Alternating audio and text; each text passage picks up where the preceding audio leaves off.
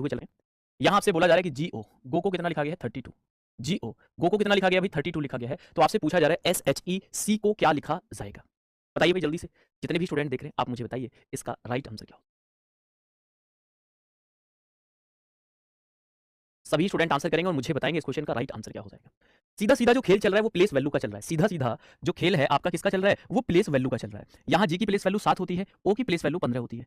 15 7 22, 22 में 10 जोड़ा 32। चलिए अब सी को देख लेते हैं क्या है भाई, एस एच ई। सी को मैंने देखा एस की प्लेस वैल्यू 19 होती है, एच की 8 होती है, ई की 5 होती है। 19 में 8 जोड़ेंगे 27, 27 5 कितना हो रहा है 32। बट यहाँ तो क्या आ रहा है भाई 49 आ रहा है, 7 जोड़ दिया। 15 और 7 कितना हो गया 22, 22 में यहाँ क्या जोड़ा जा रहा है, अलग जोड़ा जा रहा है। तो इसका मतलब डायरेक्ट प्लेस वैल्यू से आपको कुछ नहीं मिल रहा है। डायरेक्ट प्लेस वैल्यू से जब आपको कुछ नहीं मिल रहा है तो एक और बहुत शानदार सा लॉजिक इस क्वेश्चन की हेल्प से मैं आपको सिखा रहा हूँ कि जी का अपोजिट होता है टी, टी का मतलब 20 होता है, ओ का अपोजिट होता है एल, एल का मतलब कितना होता है 12। अगर मैं 20 और 12 को जोड़ूंगा तो मुझे कितना मिलेगा 32 मिलेगा। 20 और 12 को अगर मैं जोड़ूंगा तो कितना मिलेगा मुझे 32 मिलेगा, मतलब 32 मिलेगा। 32 मिलेगा मतलब 32 मिलेगा। आगे बढ़े चलिए।